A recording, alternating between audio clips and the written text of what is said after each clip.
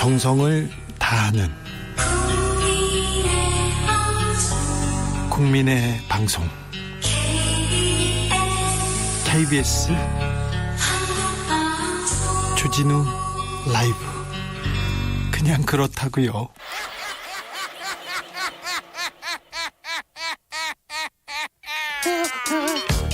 발로 뛰는 기자, 탐구하는 기자, 세상의 질문을 마구 던지는 기자, 기자가 본 오늘의 세상, 기자들의 수다.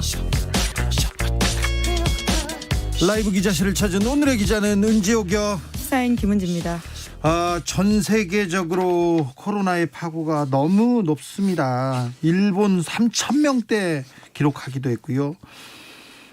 방역 선진국, 코로나 선진국이라는 독일 2만 명, 3만 명대예요. 와, 미국은요, 나흘 만에 100만 명이 늘었습니다. 지금 코로나 사망자가 미국에서는 30만 명을 넘었습니다.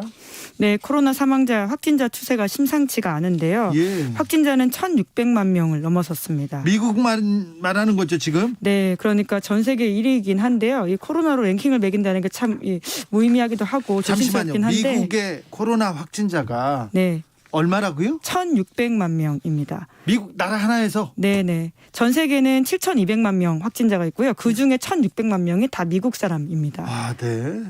굉장히 많은 비율을 차지하고 있는 엄청나네요. 건데요. 네. 네, 사망자도 사실 30만 명이 넘었다는 것도 굉장히 놀라운 일입니다. 그러니까요. 네, 그래서 상황이 이렇다 보니까 미국도 백신 접종을 서두르고 있는데요. 네. 미국 현지 시간으로 13일 오전부터 화이자 바이오엔테크 코로나19 백신이 미 전역으로 배송되었다라고 합니다. 예. 그래서 빠르면 미국 현지 시간으로 14일부터는 백신 접종이 가능하다라고 하는데요. 네. 미 보건당국은 연내 2천만 명에게 백신 접종을 하고 내년 3월까지는 1억 명, 그리고 내년 6월까지는 인구 80%, 그러니까 2억 5,600만 명 정도에게 접종할 계획을 세웠다라고 하는데요. 그러면 내년 6월 이후에는 어떻게 되는 거예요? 네, 그러니까 집단 면역이 형성되려면 인구의 80%가 있어야 된다고 하거든요. 면역력이 있어야 된답니다. 예, 그렇기 때문에 여름 이후 정도 돼야지 우리가 좀 코로나로부터 자유로워진 상황이 올 수 있을 거라고 내다보고는 있는데요. 예. 물론 희망적인 상황입니다. 희망사항인 거죠, 이것도? 네, 그때까지 또 마스크를 굉장히 단단히 써야 하고요. 네. 또 그만큼 사람들이 백신을 맞는데 협조적이어야 하기 때문입니다. 일단 그 미국에서는 화이자 바이오엔테크 이 백신을 지금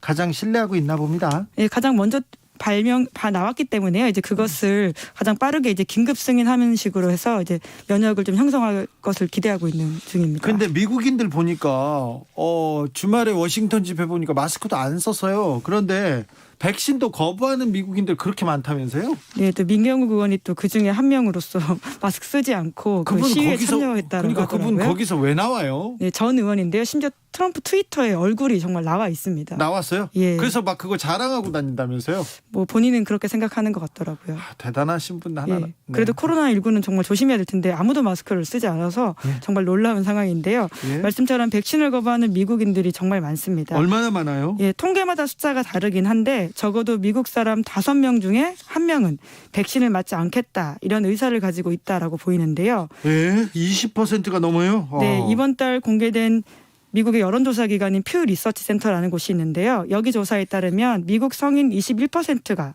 백신을 맞지 않겠다 이렇게 밝혔습니다. 이거 몰라서 그렇죠. 정확한 정보를 모르고 있어서 안 맞는다는 거 아닌가요? 네, 아닙니다. 이분들은 정확한 정보가 주어지더라도 생각을 바꾸지 않겠다 이렇게 답했다고 합니다. 그래요? 네, 그러니까 백신 자체에 대한 굉장히 큰 불신을 가지고 있는 건데요. 네. 뿐만 아니라 AP통신과 시카고대학교 여론연구센터가 이번 달에 여론조사를 했는데요. 여기서는 백신을 맞겠다라는 응답이 50%가 안 됐습니다. 50%도 안 됐어요? 네, 2명 중 1명을 안 맞겠다라고 하는 건데요. 47%라고 합니다. 네. 예, 물론 잘 모르겠다 27%, 백신 안 맞겠다 26%이긴 합니다. 그런데 이거 트럼프 대통령의 영향 때문 아닌가요? 네, 그런 것으로 많이 보이는데요. 왜냐하면 우리가 익히 알던 것처럼 트럼프 대통령 공개적인 자리에서 마스크 쓰는 것을 왕왕 거부했었고요. 예. 게다가 코로나19 위험성에 대해서 굉장히 경시하는 발언들을 많이 했습니다. 예. 그 때문에 코로나19가 굉장히 정쟁화되어 있는 측면이 미국에선 큰데요. 네. 숫자가 증명합니다. 갤럽이 11월에 실시했던 조사에 따르면요. 민주당원은 백신을 맞겠다라는 비율이 75%였는데 공화당원은 50% 정도밖에 안 됩니다. 정치적 그 정치적 성향에 따라서 백신을 맞고 안 맞고 이걸 또 좌우하겠네요.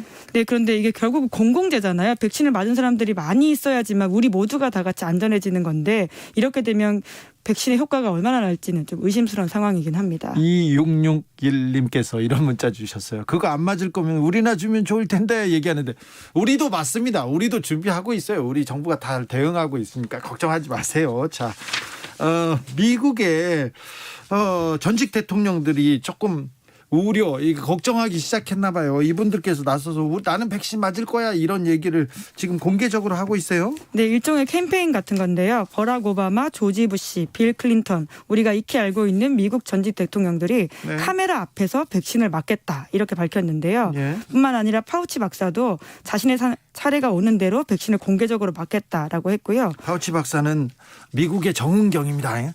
그렇죠. 알레르기 전염병 연구소 소장이라고 할 수 있는데요. 네. 예, 그리고 마이크 펜스 부통령도 보좌진들을 통해서 언제 어떻게 맞을지를 논의하고 있다. 이렇게 뉴욕타임스에 밝혔습니다. 예.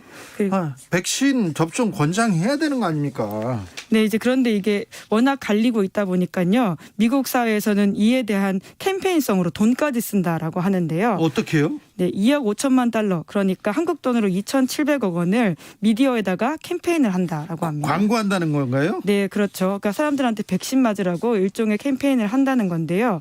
백신에 대한 불신이 사회적 비용으로 얼마나 낭비되고 있는지 가늠해 볼 수 있는 척도라는 생각도 듭니다. 극명하게 듭니다. 2081님이 원래 안 맞겠다는 사람들 실제로는 더 빨리 맞습니다. 신경 쓸 필요가 없습니다. 이렇게 따끔하게 이거 분석해 주셨는데 그 말이 좀 맞기도 해요. 네, 다음 뉴스로 가볼까요? 네, 지난주 장자연 씨 관련 재판이 열렸습니다. 이거 중요한 재판인데 다른 언론에서 다뤄주지 않습니다. 이거 장자연 씨 재판에 굉장히 중요합니다. 장자연 씨 소속사 전 대표 김종승 씨 재판이죠? 네, 그렇습니다. 관련 재판인데요. 김종승 씨는 고 장자연 씨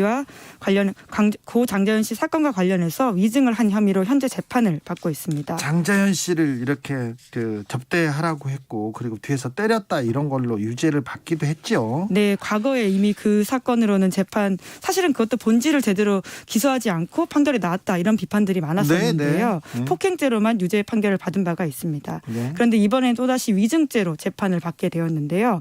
왜냐하면 지난해 5월 달에 법무부 산하 검찰 과거사위원회에서 장자연 리스트 사건 관련된 조사 결과를 발표했습니다. 예. 아마 그때 굉장히 관심이 높아서 기억들을 다들 하실 텐데요. 네.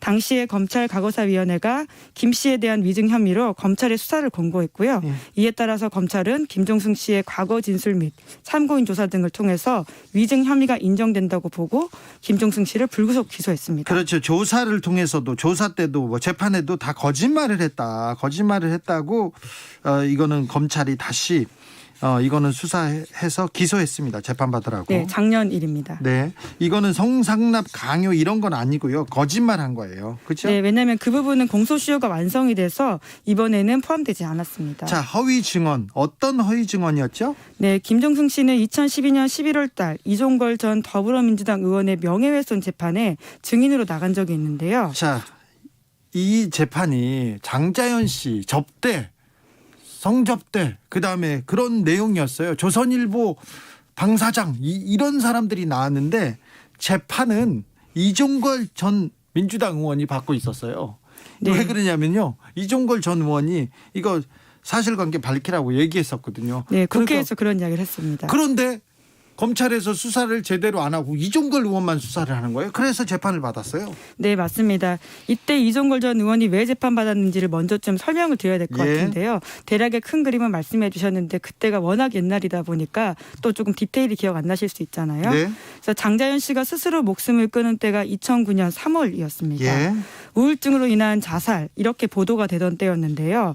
하지만 장자연 씨가 숨진 지 엿새 후에 소위 장자연 문건이 공개가 되면서 예. 사건의 본질이 바뀌게 되었습니다. 그렇죠.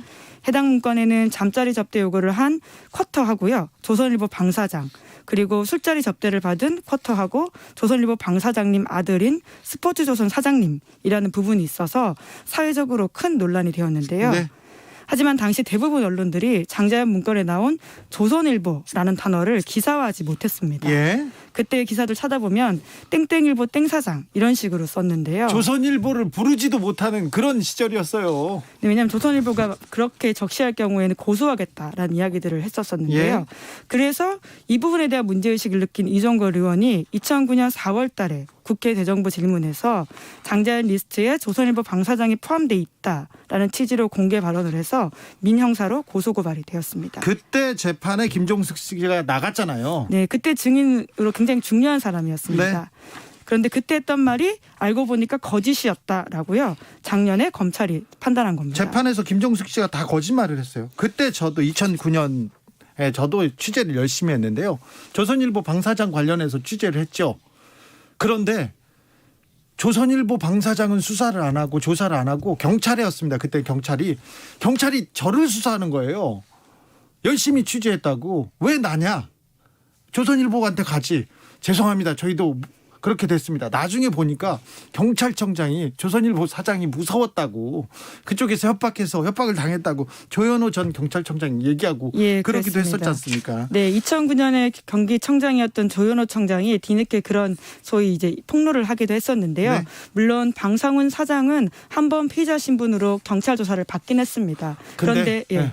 수사 결과 발표되기 직전에 네. 집무실에서 잠깐 네, 조선일보 사옥에서 35분 동안 조사받아서요. 굉장히 이례적이다라는 비판들이 많았습니다. 경찰한테 조사받거나 검사한테 조사받지 않습니까? 그러면은 이름, 주소, 뭐 학벌, 그리고 또 얼마 정도 버는지 그런 것도 물어봐요. 네, 그렇죠. 피신 조서에 들어가는 내용인데요. 그 위에 이렇게 적지 않습니까? 이름 부르고 적지 않습니까? 그러면 한 1시간 정도 걸려요. 그런데 35분이면 그냥 신용만 한 거죠. 네, 그리고 결과적으로 무혐의를 받았습니다. 예. 그때 그러니까 김종승 전 대표가 재판에 나가서 조선일보 쪽은 유리하게, 그러니까 조선일보 쪽은 빼주고 이종걸 전 의원 쪽에 불리한 진술, 그런 거짓말을 했다는 거죠.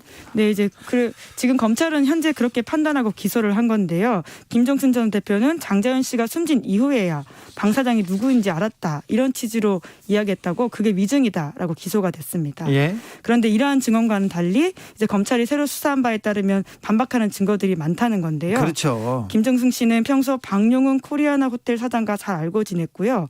2007년 10월 박용훈 사장과의 식사 자리에 장자연 씨를 데리고 가서 소개해줬다, 이렇게 검찰이 파악했습니다. 검찰에서 이렇게 보면 술자리가 있었고 접대도 있었는데 박용훈 사장과 함께 술도 먹고 거기에 장자연 씨도 왔었다, 이렇게 검찰이 조사한 거죠. 네, 그 또 다른 검찰의 조사 사실도 있는데요. 예?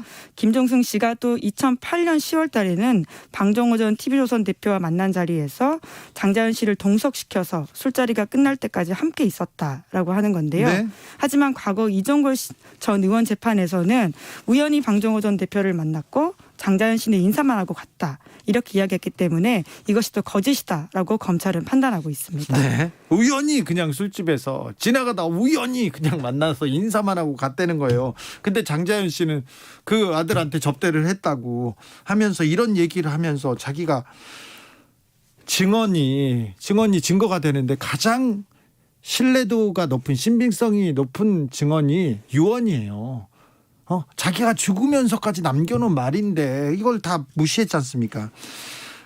박용훈 사장은 방상훈 조선일보 사장의 동생, 코리아나 호텔 사장이죠. 사장입니다. 예. 조선일보 주식도 있다라고 하고요. 조선일보에 2013년 한국 언론 영감에 따르면 그렇습니다. 그렇습니다. 그리고 방정호 전 대표는 방상훈 사장의 아들인데요. 아들이죠. 예. 네, 물론 두 사람은 관련된 혐의 사실들을 모두 부인하고 있고요. 예, 사실이 아니다라고 주장하고 있습니다. 그런데 김종승 씨 재판이 왜 중요하냐? 왜 다른 언론이 왜 이걸 안 쓰느냐? 네, 제가 지금 안타까움을 표했는데 김종승 씨 재판에 이 방용훈 사장과 방정호 전 대표가 둘 다 증인으로 채택됐고 나와야 되거든요. 나와야 되거든. 네, 11월 6일 재판에서 두 사람이 증인으로 채택이 됐습니다. 그리고 나서는 지난주 12월 11일 7차 공판이 있었는데요. 여기서 두 사람이 나올지가 굉장히 큰 기대를 모았었는데 둘 다 나오지 않았습니다. 지난 3일 박용훈 사장은 폐암 말기라서 출석이 어렵다, 이렇게 증인 불출석 사유서를 냈고요. 얼마 전까지 박용훈 사장이 술 많이 드시고 다녔는데 얼마 전까지. 네, 본인의 주장은 그렇습니다. 네. 그리고 방정호 전 TV조선 대표는 증인 소환 송달 자체가 이루어지지 않아서 나오지 않았다라고 하는데요. 그래서 다시 한번 다음 재판에서 부른다라고 합니다. 자, 이 두 분 다음 재판에는 나올 것 같습니까? 우선 박용훈 사장은 아예 이제 안 나오겠다라는 이야기를 했기 때문에요. 채택이 다음에는 안 될 것 같고요. 그리고 방정호 전 대표도 글쎄요. 예, 한번 지켜봐야 될 것 같습니다. 이상하게요. 저도 취재를 많이 했는데 조선일보 관련된 분들은요 재판에 잘 안 나가더라고요. 증인으로 또 안 나가고요, 피의자도 안 나가고, 원고 피고, 민사소송에서는 원고 피고입니다. 잘 안 나오더라고요. 그래서 굉장히 신기한데 판사님들이 어떻게 할지 좀 보자고요. 뭐 물론 민사에선 당사자가 안 나와도 가능하긴 아니요. 합니다. 그런데 예. 꼭 필요할 때도 있지 않습니까? 예, 당사자 그렇죠. 신문 조사할 예. 때. 근데 사법농단 사건 때 판사들하고 고위 판사하고 조선일보와의 밀착 거의 그냥 한 배로 이렇게 작전을 짜고, 조선일보에 광고도 몰아주고 조선일보가 사설도 써주고 대신 써주고 막 그런 것도 있었지 않습니까? 그래서 조선일보 관련된 재판은 잘 안 됐어요. 그래서 안 됐는데 이거 어떻게 잘 되는지 우리가 좀 지켜보자고요. 다음 뉴스 또 있는데요. 다음 뉴스. 예. 예, 앞에 이 사건을 굉장히 집중하다 보니까 뒤에 거는 혹시 내일 해도 해야 되는데. 괜찮습니다. 해야 되는데. 참. 예, 중요한 사건인데요. 내일 다시 가지고 오겠습니다. 네, 시간이 여기까지 했으면 내일 다시 만나겠습니다. 김은지 기자는 지금까지 기자들의 수다 김은지 기자와 함께했습니다. 네, 감사합니다. 라디오 정보센터 다녀올까요? 조진주 씨. 방역당국이 어제 기준 코로나19 감염 재생산 지수가 1.28로 하루 신규 확진자가 950명에서 1200명 정도 발생할 것으로 예측했습니다. 거리 두기 실천으로 확진자 수를 줄여야 한다고 강조했습니다. 정은경 중앙방역대책본부장은 코로나19 백신 선구매 협상과 관련해 적어도 2곳 정도 이상은 연말까지 계약을 완료하는 것을 목표로 현재 계약서에 대한 검토 협의를 진행하고 있는 상황이라고 밝혔습니다. 코로나19 여파로 오늘 전국 15개 시도 1,329개 유치원과 초중고등학교에서 등교 수업이 이뤄지지 못했습니다. 내일부터는 수도권의 모든 학교가 선제적 원격 수업으로 전환됩니다. 여의도 순복음교회 등 5개 대형 교회들이 기도원과 수양관 등의 시설을 코로나19 확진자와 자가 격리자들을 위한 생활치료센터로 제공하기로 했습니다. 경기대 기숙사도 생활치료시설로 긴급 동원됩니다. 문재인 대통령이 코로나19로 어려움을 겪는 국민들을 위한 3차 재난지원금 예산이 맞춤형으로 신속히 집행될 수 있도록 집행계획을 빠르게 마련하고 집행 속도도 높여달라고 당부했습니다. 정부가 코로나19 필수 노동자들을 위한 지원책을 마련했습니다. 방문 돌봄 종사자에 대해 생계지원금 50만 원을 지급하고 배달 종사자와 환경미화원 등에 대한 근무 여건도 개선하기로 했습니다. 지금까지 라디오 정보센터 뉴스였습니다. 정치 피로, 사건 사고로 인한 피로, 고달픈 일상에서 오는 피로. 오늘 시사하셨습니까? 경험해보세요. 들은 날과 안 들은 날의 차이. 여러분의 피로를 날려줄 저녁 한 끼 시사. 추진우 라이브.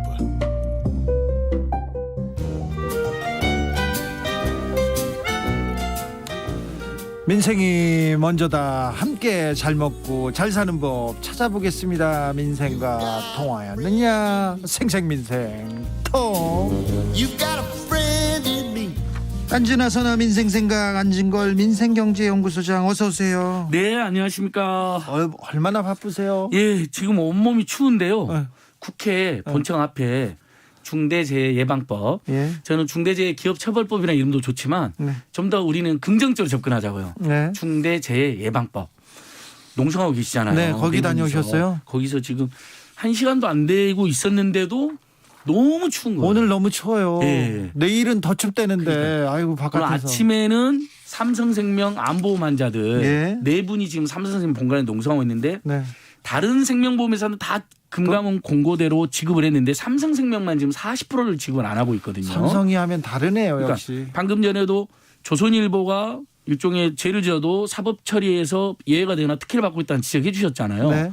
우리나라에 딱 보니까 검찰하고 삼성하고 조선일보 이 세 집단이 죄를 저질러도 제대로 처벌을 안 받아요.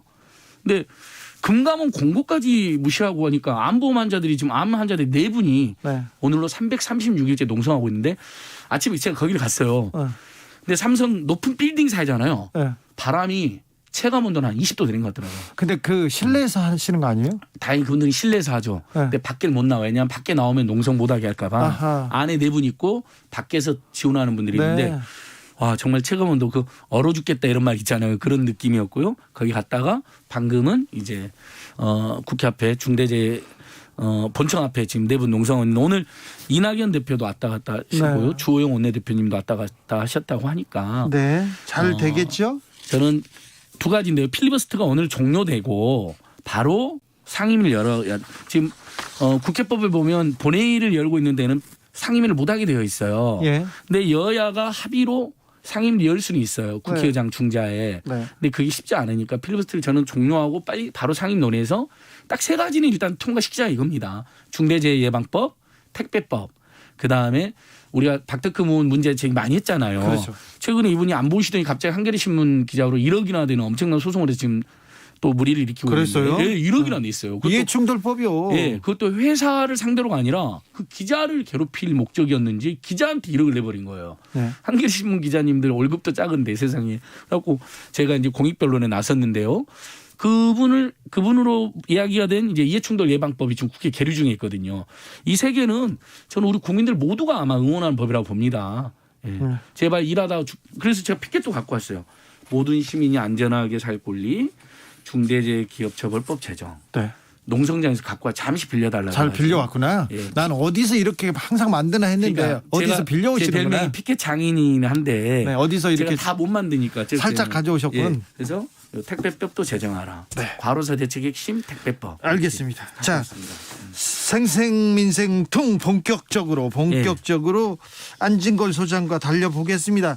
자, 요새 코로나 때문에 힘들다는 분들 많습니다. 특별히 예. 문을 닫고 싶은데 닫지도 못하고 임대료 때문에 고통받는 사람들 예. 너무 많습니다. 자, 이거 정말 오늘 지금 오늘 가장 2가지 논점이 하나가 더불어민주당의 중소상공인 단체 출신인 이동주 의원이 임대료 멈춤법이라는 걸 발의를 했습니다. 임대료 자, 멈춤법이라고요? 이건 제가 여러 번 이야기했잖아요. 호주 같은 데서도 시행하고 있다고.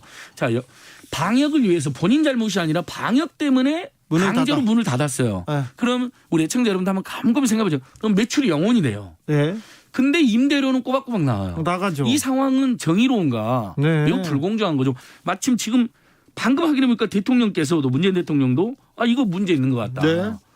아니 공동체를 위한 방역으로 문을 닫았는데 그 사람들에게 임대료까지 내면 약자들은 지금 2번 죽는 꼴이 되지 않느냐. 예. 이런 취지 이야기가 있었습니다. 그래서 이동준 법안 발의를 보면 이겁니다. 영업정지를 하면 임대료도 중단. 네. 대신 그 임대료를 내야 되는 건물주나 세입자들 그분들은 이제 소득이 0원이잖아요. 매출이 0원이고 임대료도 0원이니까. 예. 근데 보면 건물주들이 대출을 끼고 건물을 산 경우가 많습니다. 예. 아니면 예. 건물 담보 대출을 받은 경우도 많고요. 네. 그러면 원금 상환 의무하고 이자가 나오잖아요. 원리금이. 네, 네. 이것도 중단시켜야 된다는 거죠. 네. 그래야지 건물주들도 임대를 못 받았는데 원금 내라고 그러고 이자 내라고 그러면 이분들 너무 어렵잖아요. 그렇죠. 그다음에 이제 건물주들이 결과적으로는 깎아준 셈이 되잖아요. 네. 임대료를 연말에 소득세나 법인세에서 50% 감해. 지금 그렇죠. 법에도 그렇게 돼 있거든요. 예. 지금 많은 분들이 임대인들이 그냥 선의로 깎아주는 거로만 오해하시는데 정확히 지금 우리 법에 임대료를 만약에 10명의 임차인이 있다. 그래서 1,000만 원을 깎아줬다. 100만 원씩. 그러면 연말에 500만 원이 세금이 공제가 됩니다. 그렇죠. 예, 그러니까 깎아준 임대료 50%는 돌려받는 거죠. 네. 건물주 선생님들께서. 그래서 저는 건물주분들이 지금 이동주 의원실로 전화를 많이 한다고 그래요. 항의 전화를. 이게 지금 오늘 하루 종일 화제가 된 법인데 예.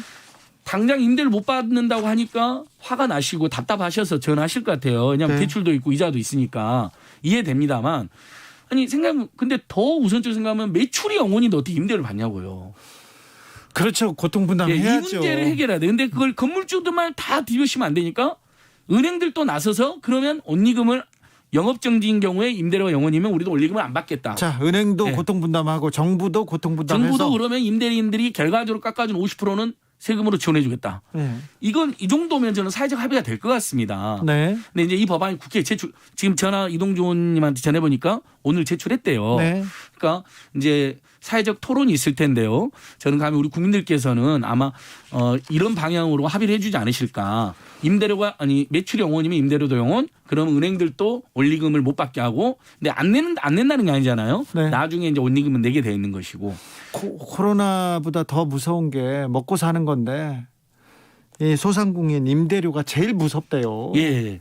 아니 그래서 지금 청와대 총원도 제가 확인하고 왔는데요. 네. 며칠 전에 올라간 건데 벌써 20만 원 육박하고 있어요. 아, 네. 그 임대 중소상공인 자영업자만 총알바지냐. 그렇죠. 다소 자극적인 제목의 총원인데 많은 분들이 호응하고 있어요. 그 네. 내용이 그겁니다. 아니 영업정지돼서 장사를 못하고 있는데 어떻게 임대료만 내라는 것이냐. 소상공인 예. 자영업자도 우리가 살려야 됩니다. 살려야 됩니다. 같이 고통을 분담해야 됩니다. 그래서 이 임대료 맞춤법 더 많이 논의되고 좀 조속히 어떤 방안을 내기를 기대합니다. 다음 뉴스인데요. 제가 지금 궁금한데 주말 내내 공공임대주택과 관련해서 그 논란이 컸어요. 예. 이거 어떻게 보십니까, 소장님? 자, 유승민 의원님 정말 저는 이건 제가 강도 높게 한번 비판하고 싶어요. 아, 그래요? 네가 가라 공공임대. 네. 벌써 그 네가 가라 공공임대, 네가 가라 화 이거 우리 어쩔 때 쓰죠? 예. 굉장히 상대방을 조롱하거나 경멸할 때 또는 뭔가 거기를 피하고 싶은 상황에 대해서 이렇게 그런 표현을 쓰잖아요. 네. 근데 제목이 그거예요. 네가 가라 공공임대. 그럼 공공임대주택에 사는 사람들 뭐가 됩니까? 그다음에 공공임대주택을 기다리고 있는 사람들도 있거든요. 예. 크게 무주택자들은 이렇습니다. 우리 국민들 45% 정도가 무주택자인데요. 하나는 집값이 떨어져서 집을 사기를 원하는 그룹이 있고요. 네. 어차피 집값이 떨어질 것 같지도 않고 또는 집값이 떨어져도 집에 매달리고 싶지 않다. 쫓겨나지 않는 공공임대주택이면 충분하다. 예. 왜냐하면 또 1, 2인 가구나 2, 3인 가구가 지금 엄청 늘어나서 1, 2인 가구가 60%까지 됩니다. 예. 그래서 굳이 자기 집이 아니어도 좀 저렴하고 소규모의 저렴한 공공임대주택이 충분하다는 분들도 많이 늘어났어요. 아, 그렇죠. 그분들의 선택입니다. 예. 근데 대통령께서 지금 당장 집값이 너무 비싸니까 당연히 분양도 늘리긴 해야 되지만 일단 분양주택을 들어가려면 서울만 해도 지금 매덕은 있어야 되잖아요. 네. 근데 우리 청년들이나 서민들이 그거 어떻게 삽니까? 못 산다고 다 생각하고 있잖아요. 네. 그럼 어디로 가야 됩니까? 공공임대주택으로 들어가야 되거든요. 네. 그래서 13평 이제 언론이 13평이 났지만 실제로는 공용면적까지 하면 20평, 18평에서 20평쯤 되는 아파트입니다. 네. 여기 잘하면 그러니까 영원히 그렇게 살아는 게 아니라 변창흠 내정자가 잘하면 4인도 한시적으로 살 수 있다는 취지로 말하니까 그러냐고 물어보니까 변창흠 내정자가 내라고 그런 겁니다. 그것은 여기에 4인 가구가 계속 살아라는 취지가 아니라 일단은 한시적으로 살고 돈도 벌면 어떻게 하죠 우리가? 평수 넓은 임대주택으로 옮기잖아요. 아니면 집값이 떨어지는 집을 살 것이고 그런 취지로 이야기한 건데 네가 가라 공공임대. 그다음에 거기다 또 언론이 또 확대 재생산해 가지고 네. 이 분노를 좀 조장하게 계속 기사를 그러니까 만들었어요. 임대주택을 많이 짓는 것은요. 지금 우리 집 없는 서민들에게 굉장히 중요한 정책입니다. 예. 그다음에 공공임대는 그렇게 조롱과 경멸의 대상이 돼서는 안 돼요. 네. 현실적으로 거기서 지금 몇백만 명이 살고 있습니다. 저도 지금 공공임대주택에 살고 있습니다. 근데 서울형 공공임대에서 시프트인데요. 20년간 쫓겨나지 않고 살아요.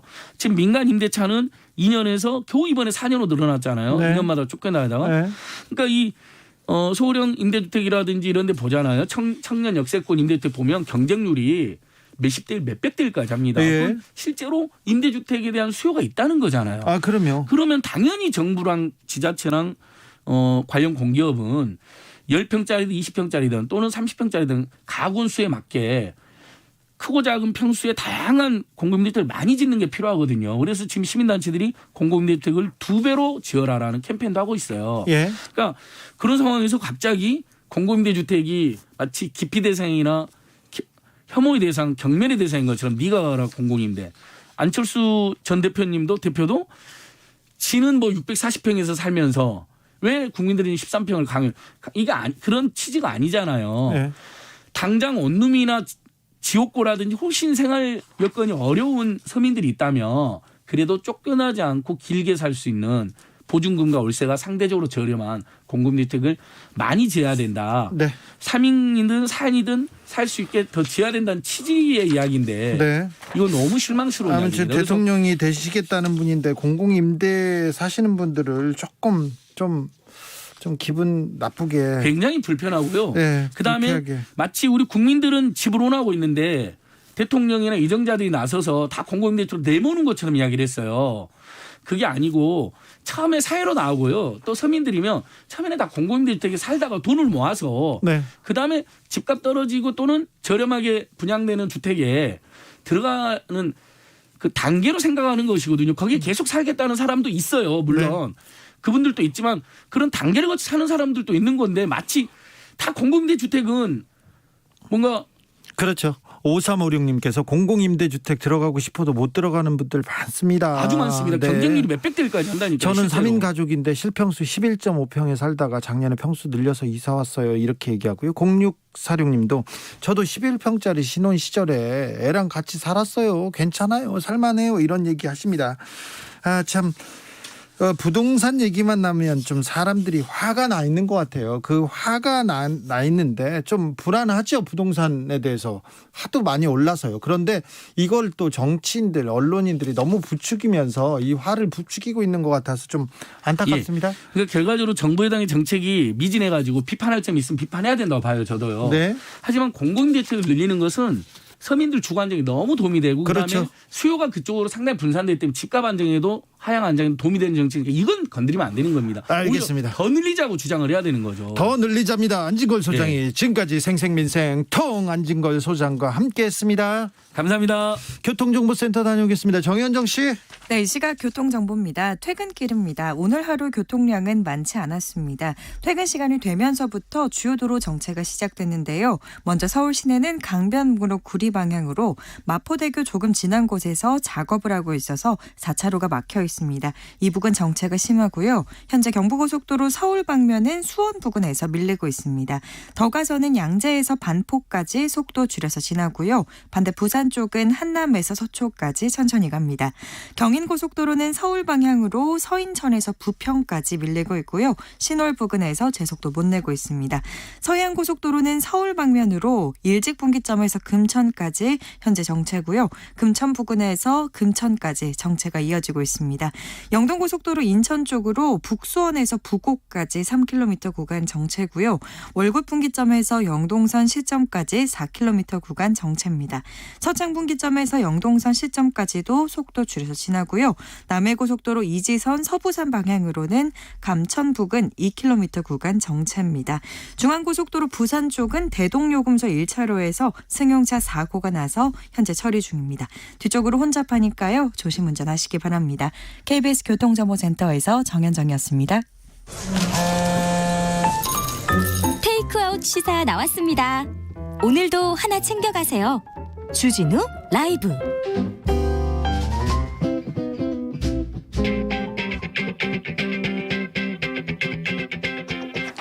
국회에 할 말 있습니까? 국회의원한테 민원 넣고 싶으세요? 그렇다면 잘 오셨습니다. 21대 국회 으뜸 친절왕 박주민과 함께하는 주민센터.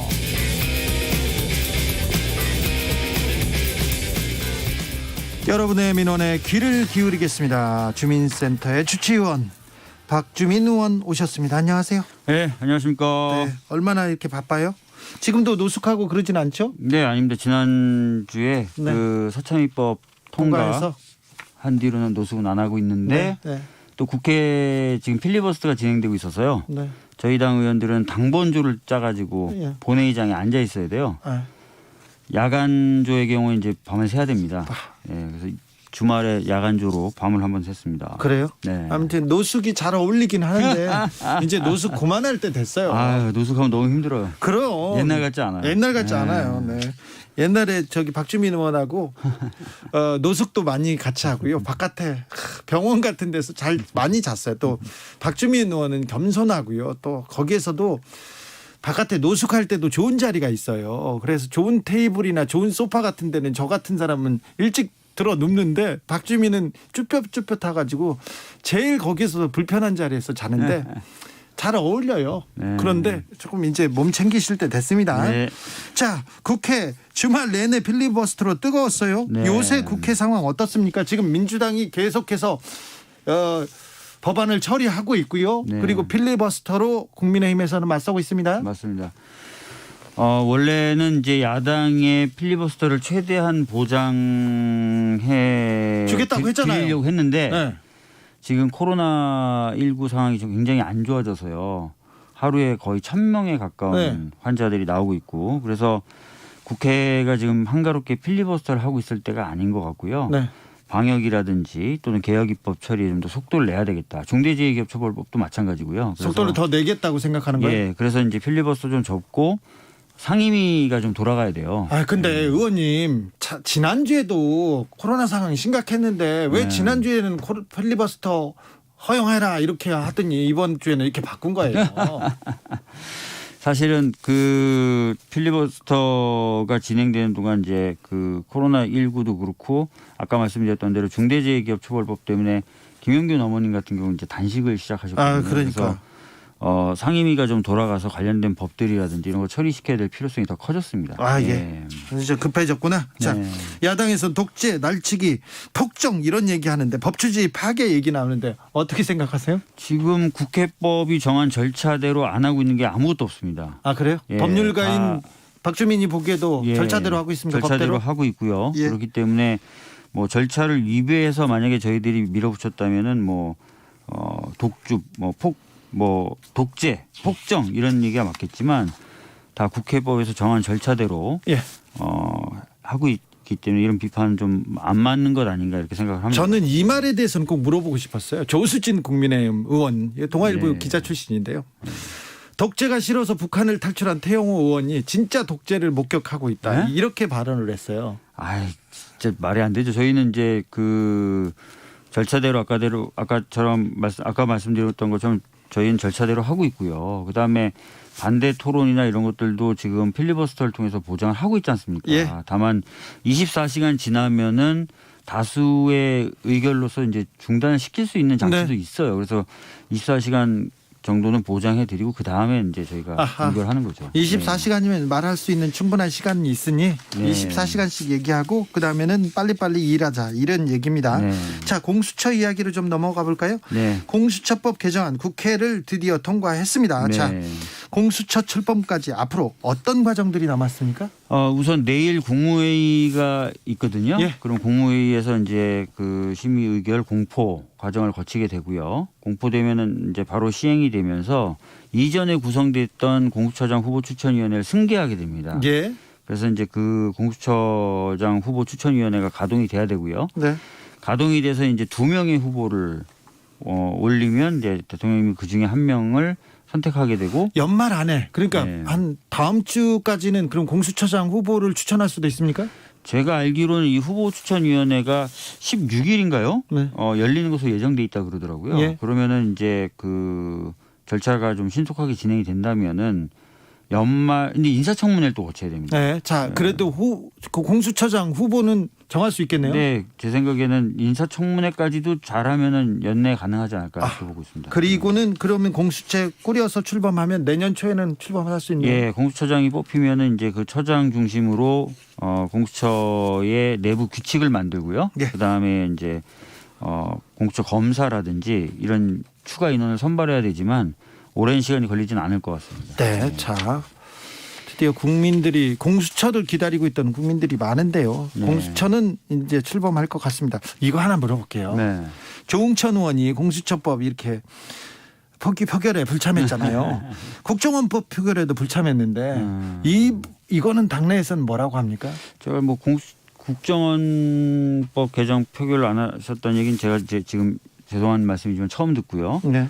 공수처 관련돼서 이제 표결 안 한 부분에 있어서 이제 금태섭 의원님하고 생각하는 사람이 많죠. 떠올리는 사람들이 많은데요. 금태섭 의원님의 경우에는 제 기억에는 그 당시에 4+1이 이제 협상을 했었고 그때 정말 모아서 해야 간신히 이제 표가 되는 그리고 4+1의 나머지 정당들이 저희 당 보고 저희 당 표를 잘 단속해달라는 주문을 계속 했었거든요. 네. 그래서 의총을 수차례 하면서 반드시 표결에 참여해 달라라는 이야기들 계속 한 상태였고 그때 그리고 이해찬 대표께서 네. 각별히 불러다가 밥도 먹이면서 네. 약속을 다 했다면서요. 예, 원내대표 당대표님이 다 자리를 하셨던 것으로 저도 들었는데 하여튼 그런 과정이 있었고 이번 표결에는 이제 저희가 특별히 이제 어떤 지침 이런 있지는 않았었어요. 그래서 그래요? 상황이 그렇게 똑같은 건 아니다 이렇게 보고 있습니다. 그래서 조응천 의원 건에 대해서는 그냥 조용히 넘어갈 것 같네요. 그럼. 지금 네 그런 것 같습니다. 그런데 예. 얼마 전까지 작년에도 그렇고요. 올 초에도 그렇고 공수처 출범해야 된다는 국민적 여론이 압도적이었어요. 네네. 그런데 오늘 여론조사를 보니까 공수처법 개정안 처리한 거에 대해서 잘 됐다보다 잘못했다는 부정적인 여론이 훨씬 높더라고요. 네. 이거 민주당 좀 심각하게 봐야 될 것 같은데 어떻게 보셨어요? 사실 이제 최근에 이제 언론 지형이 이제 그렇게 좋진 않다고 저도 생각을 합니다. 예. 아마 이제 약간 그런 언론 지형에도 영향을 받고 계신 것으로 보여지는데요. 언론 지형이 언제는 좋았나요? 저희들이 좀 더 적극적으로 이 개정안의 내용이나 취지 예. 이런 것들을 좀 설명을 드려야 될 것 같고 예, 그렇습니다. 예. 그래요. 네. 네. 아무튼 박주민 의원한테 이 얘기 저에게 계속 날찬 질문만 계속 하고 있습니다. 근데 박주민 잘 알아요. 그래서 대답은 잘합니다. 우리 주민센터의 주치의원입니다. 자, 내일 윤석열 검찰총장에 대한 징계위원회 다시 열립니다. 네네. 내일은 끝납니까? 글쎄요. 증인이 8명이에요. 8명. 그래서 이제 재판도 받아보셔서 아시겠지만 네. 증인 신문하는 시간이 짧지가 않아요. 한두 명에 한 재판을 다 쓰기도 해요. 그렇습니다. 그런데 8명을 이제 양측에서 또 번갈아 신문하게 되면은 총 16번을 증인 신문한다고 생각하시면 됩니다. 그러니까요. 그래서 시간상 과연 내일 절차를 다 종료할 수 있을까라는 생각이 좀 들긴 하는데 네, 내일 좀 어려워 보이네요. 그거만 좀 다 되면 내가 가능하기는 가능한데 예. 아까 말씀드렸던 대로 증인 신문에 얼마 정도 시간이 걸릴지 예측하기 어려워서요. 검찰총장을 두고 지금 사회적 갈등이 너무 크기 때문에 네. 이 빨리 징계위에도 빨리 결론을 내는 게 좀 네. 나을 텐데 민주당 내에서도 그렇게 생각할 거 아닙니까? 뭐 빨리 결론을 내는 것도 중요하지만 네. 뭐 절차에 필요한 부분들은 좀 다 밟고 갈 필요가 있고요. 예. 뭐 윤석열 총장에게도 뭐 해명할 기회가 주어져야 되겠죠. 주어져야 된다고 봅니까? 자, 윤석열 총장 징계위에서 어떻게 결론을 내려야 된다고 보십니까? 글쎄요. 지금 제가 생각하기에는 네. 징계 사유로 6가지를 들었거든요. 네. 근데 이 6가지가 하나하나 다 저는 좀 심각하다고 봐요. 네. 그러니까 특히 이제 판사 관련돼서 개인 정보를 수집하고 분석했다는 거. 판사 사찰 그게 가장 이거 굉장히 쟁점이 되겠죠. 심각하고요. 예. 또 하나가 새로 좀 이제 무게가 좀 생긴 게 예. 라임 관련돼서 윤곽근 전 고검장에 대해서는 구속됐어요. 제대로 보고도 안 되고 그래서 여러 가지 이제 문제가 좀 제기됐었지 않습니까? 네.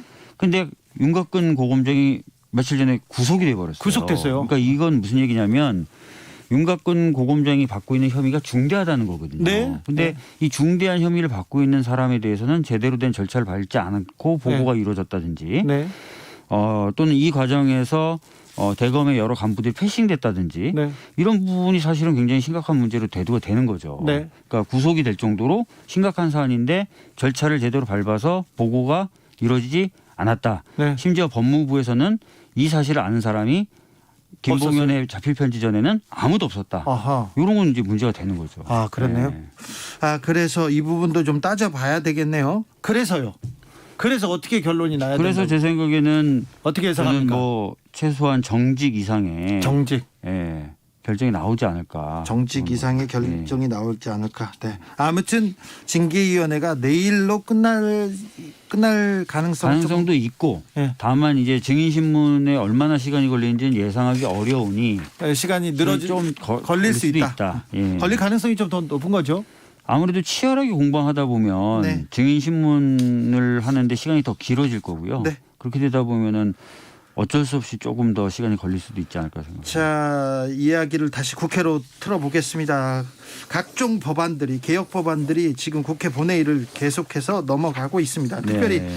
사참위 특별법 개정안 국회 통과했습니다. 네. 자, 오늘 뉴스 봤더니 국정원에서 사참위한테 자료 열람할 수 있는 권리 주겠다, 열람할 수 있도록 하겠다 이런 얘기도 나왔는데 사참위 활동이 이제 그 세월호 가족들한테는 조금 만족스러울 정도로 법이 만들어진 건가요? 예, 제가 주말에도 그러니까 노숙 농성도 같이 했고 예. 주말에도 안산에 내려가서 그 국회에서 농성을 같이 안 하셨던 가족분들한테 설명을 법안 해줬어요. 설명을 다 해드렸고요. 네. 이제 남은 과제는 사참위가 지금까지보다는 좀 더 적극적으로 좀 조사를 해야 되고요. 네. 거기에 대해서 정부가 또 협조를 잘해야 됩니다. 네. 그리고 검찰의 경우도 지금 특수단이 꾸려져 있는데 제대로 수사를 안 한다는 평가가 굉장히 많았어요. 예. 근데 이제는 특수단을 좀 바꾸든지 네. 아니면 기존의 특수단이 계속 활동을 한다 하더라도 좀 더 적극적으로 제대로 수사할 필요가 있습니다. 예. 예, 그런 일들이 좀 잘 돌아가도록 챙기는 거 이런 것들이 남아있는 과제가 아닐까 생각합니다. 박주민 의원이 또 신경 쓰고 있는 법안은 어떤 법안입니까? 뭐 말씀 아까 좀 나누시는 것 같던데 중대재해기업처벌법. 중대재해기업처벌법 왜 통과가 안 됩니까? 중대재해기업처벌법은 저희가 이번에 이제 1월 8일까지 임시회가 열려요. 잡혀 네. 있어요. 네. 요 기간 내에 논의해서 처리한다는 게 방침입니다. 네. 근데 다만 지금까지는 필리가 진행되다 보니까 네. 본회의가 진행될 때는 상임위를 열기가 어렵습니다. 네. 그래서 필리가 오늘 종결이 되면 네. 이제 가급적 신속하게 기일을 잡아서 심사 기일을 잡아서 심사를 할 거고요. 예. 목요일 날 저희 당내에 정책의총을 따로 잡아서 예. 요 중대재해기업처벌법만 가지고 1시간 이상 의원들끼리 토론할 겁니다. 자, 민주당도 네. 중대재해기업처벌법에 의지가 있다. 열심히 그럼요. 하겠다 이렇게 네. 생각하는 거죠. 네. 그런데 소규모 사업장 4년 유예하자. 50인 미만 중소기업 취약하니까 유예해 주자 이런 주장 나오고 있다는 건데 예. 이거 굉장히 우려하는 바지 않습니까? 그 제가 전에도 한번 말씀드렸던 것 같은데요. 이렇게 4년 유예 규정을 둔 거는 저희가 기업 쪽 입장을 들은 게 아니라요. 네. 한국노총 쪽 이야기를 듣고 이렇게 한 거고 50인 미만의 사업체가 적용 유예가 된다 하더라도 대부분의 50인 미만 사업장은 하청 기업들입니다. 네. 근데 원청에 책임을 지우는 구조로 돼 있거든요. 그래서 원청 자체가 위험한 업무를 외주를 안 주든지 예. 주더라도 안전 의무를 지킬 수 있는 여러 가지 시설과 상황을 만들어서 줄 수밖에 없는 상황이 이 법에 따르면 조성이 됩니다. 그렇게 만들 수 있습니까? 그럼 법에 그렇게 돼 있어요. 네. 그래서 이제 이 어느 정도는 커버가 된다고 생각을 하고요. 예. 뭐 논의에 따라서는 뭐 이 유예 기간을 좀 줄인다든지 네. 또는 유예되는 작업장의 규모를 좀 조정해서 보다 많은 사업장이 지금 당장 법에 적용을 받게 한다든지 다양한 방향이 다 열려 있습니다. 예. 예. 박주민 의원 네. 이거 하나 따집시다. 공정위 전속고발권 예. 폐지하겠다면서요. 근데 못했잖아요. 저는 굉장히 아쉽고요. 그런 네. 부분은 굉장히 아쉽고 아쉬워도 어떻게 좀 민주당 쫓아가서 이건 해야 된다고 해야 될 거 아니에요. 뭐 심의 과정이나 이런 데서는 뭐 얘기도 하고 또 의원들끼리 따로 모여서 사적으로 얘기할 때는 얘기도 하고 했지만 뭐 하여튼 이런 식으로 좀 통과된 부분 좀 아쉽다는 말씀을 드리겠습니다. 네. 좀 안타깝네요. 네. 네. 열심히 하고 있는데 제가 나무라서 그런데 좀 많이 아쉽습니다. 자, 박주민 의원 아기는 잘 큽니까? 예, 아기는 잘 커요. 아빠를 잘 알아봅니까? 아빠요? 네. 노숙 끝나고 일주일 만에 집에 들어가니까 아침에 깨가지고 저를 보더니 눈이 동그래지더라고요. 그래요? 예. 뭐라고요? 그냥 눈이 동그래져서 쳐다보니까 제 짝꿍이 아빠라고 하니까 그때서야 그래요? 아빠라고 하더라고요. 아빠를 먼 데서 온 친척 아저씨 막 이렇게 생각하는 건 아니겠죠? 그렇진 않겠죠. 아직은 그렇습니까? 그래도 애하고도 잘 지내야 될 텐데. 예. 자, 다른 얘기로 넘어가 보겠습니다. 박주민 의원 하면 궁금해하시는 분이 이런 질문도 많이 하시는데 네.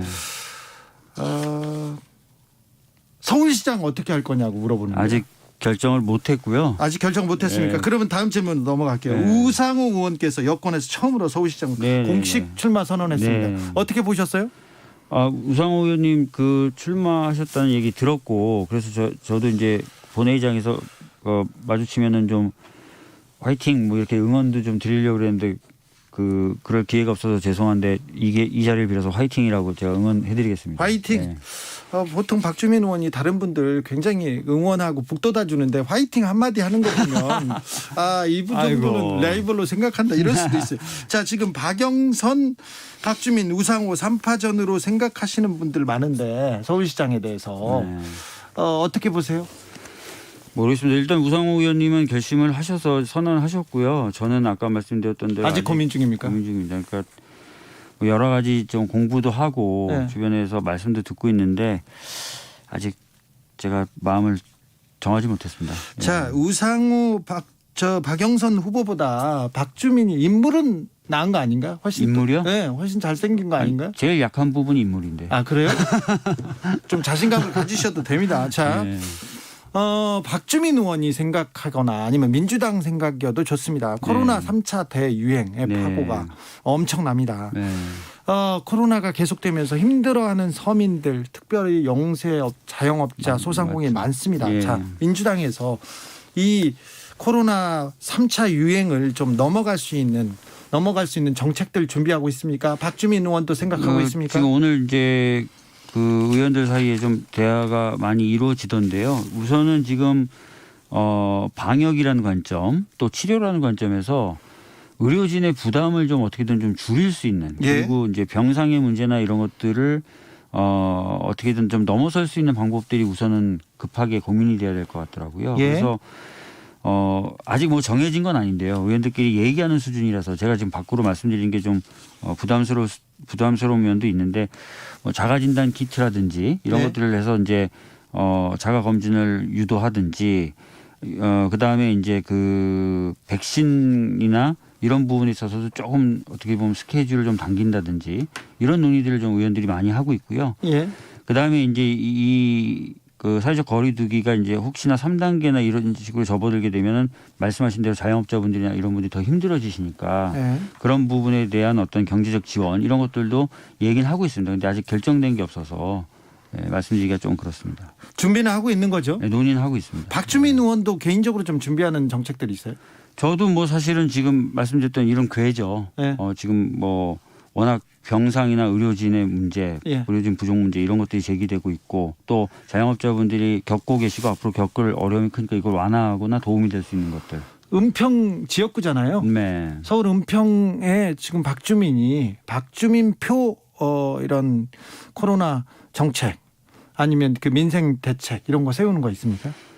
뭐 지역구 국회의원이라고 해서 뭐 지역의 재정을 제가 쓰거나 이럴 수는 없어서요. 네. 국가에서 이제 이런 정책을 좀 신속히 채택할 수 있도록 계속 얘기하는 것이 되겠죠. 아니 네. 그 서울시장 또 생각 네? 있는 분이 네. 내 지역은 더 잘한다 이런 정책으로 우리 동네는 좋다 이런 얘기를 좀 더 해야 될 거 아니에요. 앞으로는 더 하세요. 네. 네. 지금까지 주민센터의 우리 주치의원이었습니다. 박주민 더불어민주당 의원과 함께했습니다. 네, 감사합니다. 네.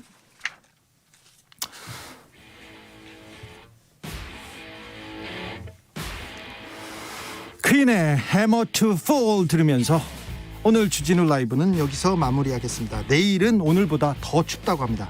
그러니까 올 겨울 들어서 가장 춥다고 합니다. 감기 더욱더 조심하셔야 됩니다.